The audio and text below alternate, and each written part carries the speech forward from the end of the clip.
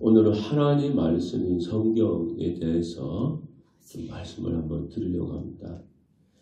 영국의 한 신문사에서 국회의원, 사업가, 또 작가, 교수 등 이 지식인들을 대상으로 설문조사를 한 적이 있다고 합니다. 어떤 질문이었는가 하면은 3년간 무인도에서 살게 된다면은 가져가야 할 3가지 책이 무엇입니까? 그렇게 물었습니다. 그러니까 98%의 사람들이 그 3가지 책 중에 첫 번째로 꼽은 책이 성경이라고 합니다. 그러니까 영국은 이제 기독교 국가니까 일반 다른 나라에 비해서 많이 나왔겠지만은 그래도 성경을 꼭 가져가야 되겠다. 그렇게 꼽았다 그래요. 그런데 결과보다도 놀라운 것은 응답자의 대부분이 교회를 다니지 않는 무신론자였다고 하는 사실입니다. 이제 물론 영국이 기독교 국가였기 때문에 교회를 다니지 않아도 그들 저변에는 교회에 대한 기본적인 성경에 대한 기본적인 생각은 다 가지고 있지 않습니까? 뭐 그래서인지 모르지만 그래도 내가 성경 책은 꼭 가져가야 되겠다. 그런 얘기를 했다고 합니다. 우리나라에서도 그 성경 앱 중에 하나가 있죠. 드라마 바이블이 있습니다. 우리 기독교인 우리 연예인들이 녹음한 그 드라마 바이블이 있는데 이 성경을 이제 마치 그 음향을 넣어서 그 분위기에 맞는 음향 다 넣어서 마치 대화 어떤 대화를 하듯이 드라마를 하듯이 그렇게 제작한 드라마 바이블이 있지 않습니까? 거기 재단에서 성인 기독교인 700명을 대상으로 성경에 대해서 질문했습니다. 그 결과 성경을 하나님 말씀으로 믿는다고 하는 70%의 사람들은 정기적으로 성경을 읽고 있다고 그랬고 또 신앙의 성장을 위해서 노력하는 것으로 나타났습니다. 그리고 실제로 교회를 다니지 않고 하나님을 믿지 않는 사람들 중에도 성경은 참 위대한 책이다. 그렇게 믿는 사람들이 있어요. 요즘도 그런지 모르겠습니다만 여러분 교도소에 보면은 죄수들한테 책들 뭐 달란다고 아무 책이나 주지 않습니다. 그런데 성경책은 달라면은 다 준다고 얘기를 하잖아요. 저희 교회에서도 성경을 필사하는 분들이 있습니다. 그래서 오늘은 성경이 어떤 책인가에 대해서 한번 말씀을 드리려고 해요. 자, 첫 번째로 성경의 정의인데, 자, 성경은 하나님 말씀과 그 하나님을 통해서 구원받은 사람들의 고백이 기록된 책입니다. 그래서 성경은 원래 그 책들을 뜻하는 그 헬라어 비블리아에서 온 말이라고 합니다.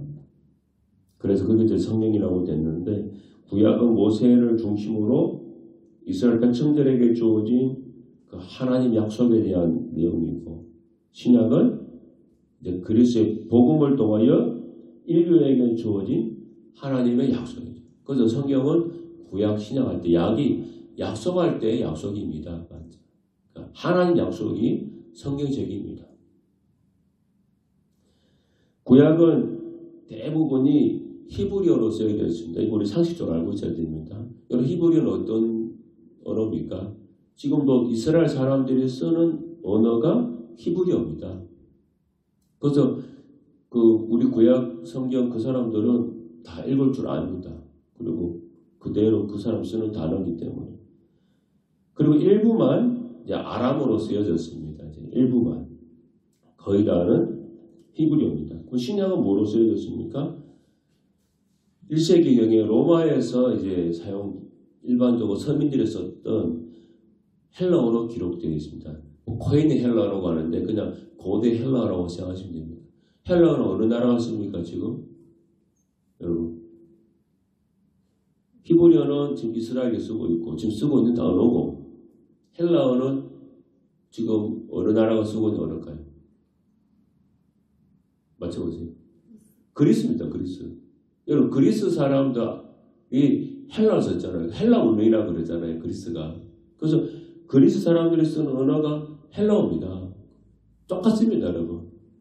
우리나라도 우리 한국말, 한글 쓰지만은 옛날에 우리 세종대왕 만든 한글, 우리 고전 헬라어잖아요. 우리 한국말이잖아요. 그거 보면 어떻습니까? 어떤 거는 읽을 줄 아는데 어떤 거는 읽기 어려운 게 있죠. 이해가 안 되는 게. 헬라어가 그렇습니다. 이 고대 헬라어가 어떤 거는 이 사람들 보여주면 어떤 거는 무슨 말인지 아는데 고대 헬라어이기 때문에 어떤 거는 뭔지 잘 몰라요. 근데 헬라어로 쓰여져 있습니다. 그리스 사람들 쓰는 헬라어. 이것이 신구약의 언어입니다. 그리고 모든 성경은 오늘 말씀처럼 하나님의 영감에 의해서 쓰여져 있기 때문에 우리의 믿음과 행위의 표준이 됩니다. 오늘 16절 말씀 나오죠. 모든 성경은 하나님의 감동으로 기록됩니다. 물론 쓰기는 사람이 썼습니다. 하나님이 직접 쓰지는 않았어요. 사람이 썼지만 사람이 쓸 때 우리 하나님께서 성령을 통해서 그 사람에게 감동을 주시고 역사해 주셔서 그 성경을 썼다고 하는 것입니다. 그래서 이 성경은 어떻습니까?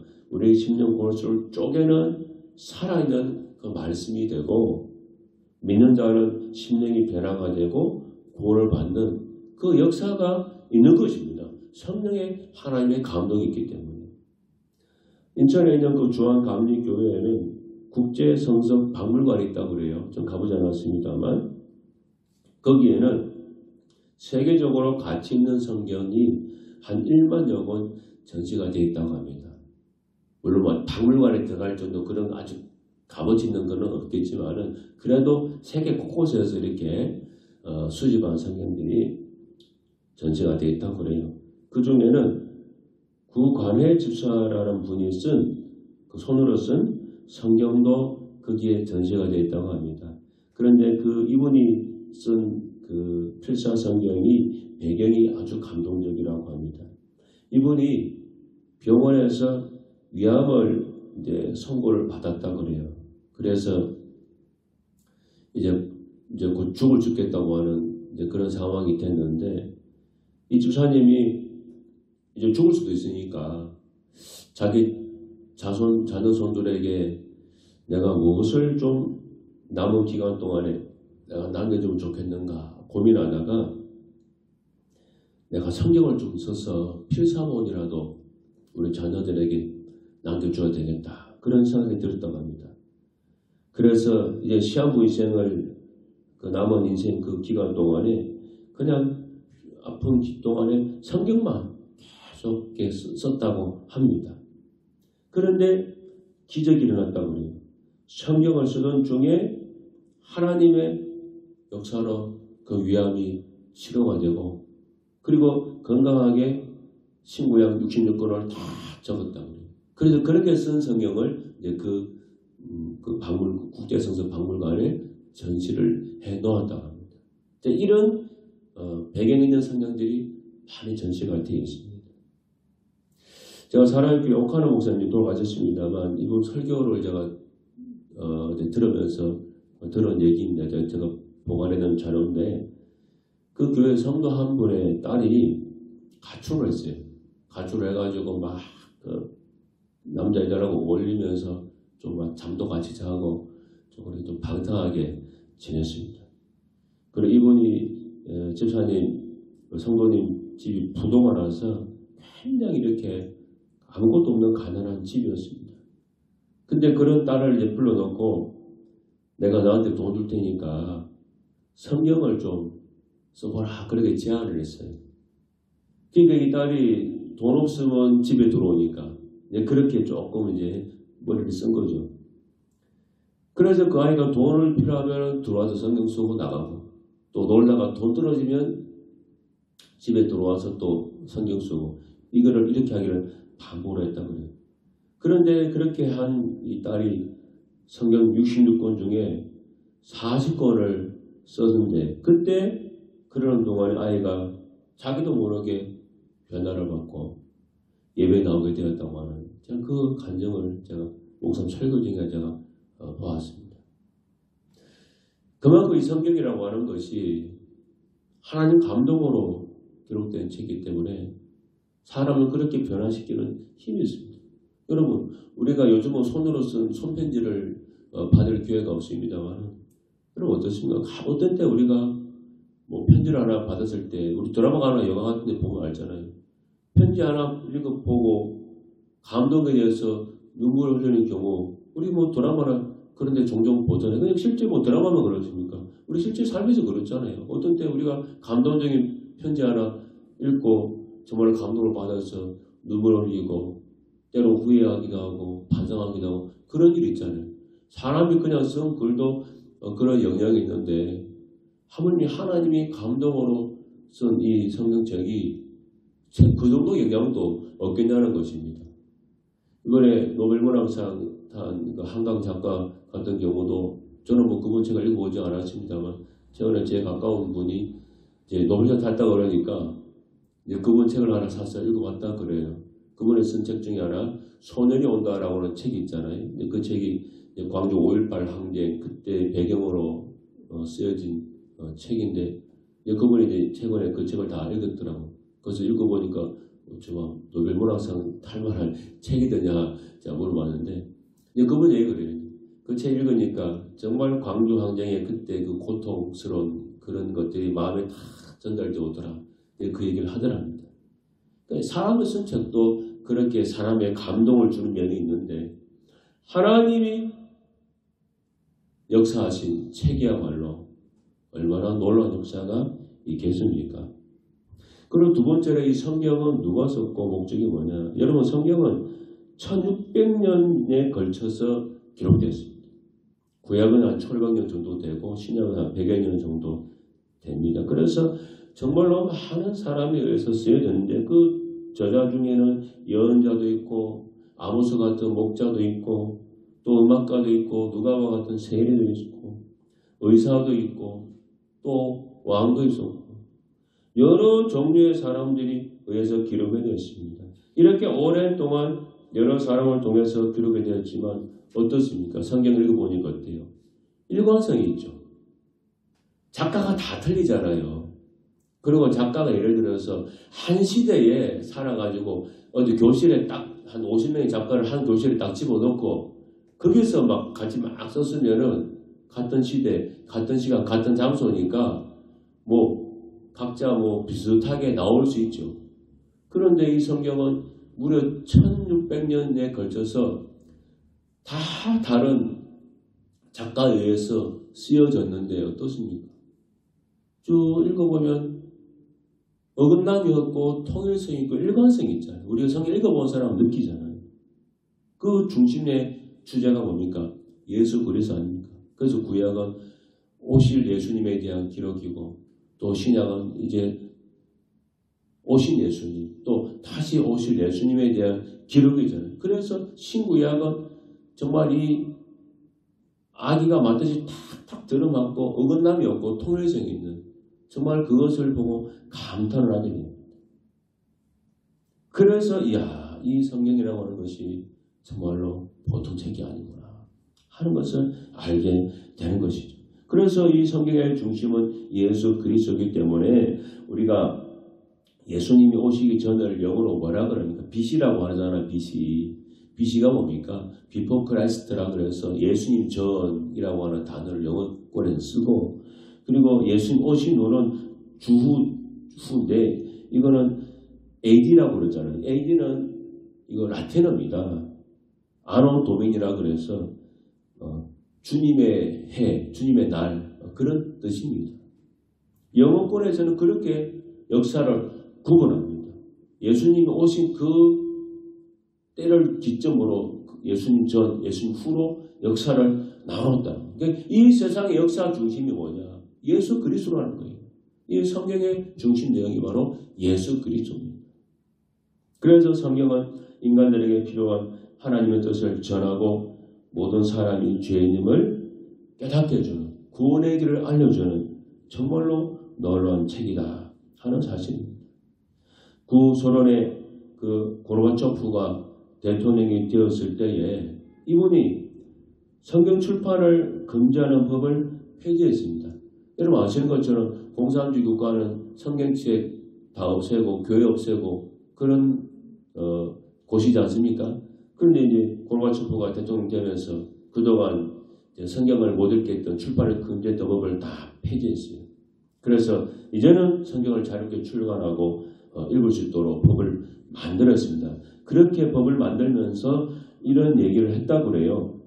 한 나라가 유지되려면 최소한 10계명은 있어야 하는데 우리 공산당 지도자들이 그걸 몰라서 성경 출판을 금지하고 전하면 감옥에 넣었다. 우리나라는 그때부터 무너지기 시작했다. 그런 얘기했습니다. 여러분 러시아는요. 국교가 정교회입니다. 이 정교회가 뭐냐? 로마 가톨릭과 함께 기독교에서 가장 오래된 종파 중 하나입니다. 그러니까 원래는 이제 기독교가 하나 있었는데 동남아적, 소로마적 나눠지면서 동방정교, 서방정교 이렇게 나눠졌습니다. 우리 교단이 나눠진 것처럼. 그때 나온 것이 러시아 정교회입니다. 그래서 분위기는 우리 천주교와 비슷합니다. 모습도 그렇고 안에 내부도 그렇고. 그래서 원래 러시아는 그런 기독교 국가였습니다. 그런데 공산주의가 그 나라를 지배하면서 제일 먼저 한 일이 뭡니까? 부패한 정교회 싹 다 없애버리고 문 닫게 하고 사람들 교회 못 나가게 하고 성경 다 없애버리고 그래서 그 공산주의가 우리 북한에 들어오니까 북한은 똑같이 했죠. 교회 없애고 성경책 다 없애고 교회 다니는 사람 다 잡아다가 막 감옥 가두고 죽여버리고 그러니까 몰래 숨어서 지하에서 교회 다니고 그게 공산주의가 하는 일이고 자 그렇게 했을 때 러시아가 구소련이 군사적으로는 미국과 견우는 세계 최대 군사 대국은 됐지만은 경제적으로 어떻습니까? 다 못 살았잖아요. 얼마나 어려웠습니까? 바로 성경을 버린 대가를 그들이 치른 것입니다. 여러분 성경에 기록된 방법은 그냥 상식적으로 아시면 좋겠어요. 성경은 신약 구약과 이렇게 되어 있는데 성경의 원래 원본은요. 동물의 가죽인 양피지나 아니면 파피루스라고 하는 그런 게 나무 같은 게 있습니다. 그 껍질을 벗겨서 그 초목 위에다가 손으로 써놓았습니다. 그래서 원래 이 파피루스는 이집트에 있는데 그게 국외로 반출이 안 됩니다. 근데 제가 예전에 선교실에 갔을 때 파피루스 원본 파피루스를 부산 원본이라고 하는데 모르겠습니다. 그 파피루스를 쪼가리 이만한 거를 하나 사가지고 돌돌 말아가지고 제가 가져온 게 이제 집에 있습니다. 파피루스 그대로 가지고 있어요. 그 당시에 인쇄술 발달되지 않았기 때문에 매 장마다 다 손으로 다 적었습니다. 이 신구약을 서기관들이 손으로 다 적었습니다. 양피지, 가죽 위에다가 파피루스 위에다가 다 적었습니다. 그래서 구약은 39권, 신약은 27권, 상구 27, 그래서 66권이잖아요. 자, 이렇게 기록된 성경이 사람에 의해서 손으로 사본으로 만들어져서 지금까지 온 겁니다. 그러니까 제일 처음 기록한 모세가 이제 모세경 기록했으니까 모세가 처음 기록했을 때 원본이 있겠죠, 그죠? 그 원본은 존재하지 않습니다. 원본은 없어요. 그 원본을 가지고 그 뒤에 후대 사람들이 기록한 사본만 존재합니다. 그 사본을 중심으로 다 서로 대조해 가면서 이제 오늘날 성경이 만들어진 거예요. 그 사본은 굉장히 많습니다. 이 세상에. 근데 그 사본 중에 제대로 된 우리 예수님 중심에 맞는 사본이 있고 좀 벗어나는 사본이 있겠죠. 그걸 다 걸러내고 성경 중심의 주제에 맞는 그 사본을 중심으로 해서 만들어진 우리 성경이 우리 개신교는 66권이고 천주교회는 요거 외에도 외경이라 그래서 또 다른 것들이 추가되어 있습니다. 그 외경이 완전히 거짓말 아니고 우리 개신교에서는 참고할 만한 역사로 보고 있고 천주교에서는 또 경전으로 받아들이고 있습니다. 어쨌든 간에 이 66권의 성경이 그런 식으로 기록이 되고 만들어져 왔다는 거예요. 그래서 지금도 이스라엘에 가면은 이스라엘 영국의 그 박물관 가면은 실제로 아주 오래된 사본들이 전시가 되어 있어서 그것을 관람할 수가 있습니다. 우리는 지금 성경 이렇게 다 좋은 책을 가지고 필사하고 그렇게 하지만 우리가 성순례 가볼 일이 있으면 알겠지만 그 쿰난 사회에 쿰난 동굴이 있습니다. 그 동굴에서 굉장히 귀중한 우리 성경 66권의 그 구약의 그 사본들이 다 발견이 됐는데 거기 가면은 그 당시에 이스라엘 사람들 성경 옮기는 서기관들 있죠. 필사하는 사람들 그 사람들이 이제 생활하는 곳이 다 있습니다. 발굴되어 있습니다. 거기 가보면요. 성경 옮겨 적는 사람들 그 옆에는 항상 목욕탕이 있다 그래요. 뭐 탕 같은 게. 그 왜 있느냐. 구약 성경 쭉 옮겨 적으면 거기에 우리 단어 중에 여호와라고 하는 단어 나오죠. 여호와라는 단어가 적다. 여호와라는 단어가 딱 나오면은 쓰는 걸 딱 멈추고 그 옆에 목욕탕 가가지고 몸을 한번 다 씻고 다시 나온다고. 그리고 그 다음에 적는다고 해요. 왜? 여호와 이름이 너무나 거룩한 이름이기 때문에 그걸 본 순간에 가서 다시 깨끗한 마음으로 가서 씻고 적어야 한다는 거예요. 근데 구약이 여호와라는 말이 한두 번 나옵니까? 한 번 적었는데 씻고 오는 거 그 다음 주에 또 나올 수 있잖아요. 그럼 또 씻고 오는 겁니다. 그런 식으로 그 옛날 이스라엘 그 서기관들이 그렇게 성경을 사본으로 옮겨 적은 거예요. 그러니까 정말 대단하죠. 이런 식으로 성경이 옮겨지고 오늘날 우리 손에 들어와서 우리 편하게 얼마나 좋은 책을 읽고 있습니까? 한 가지 얘기하고 말씀 마치겠습니다.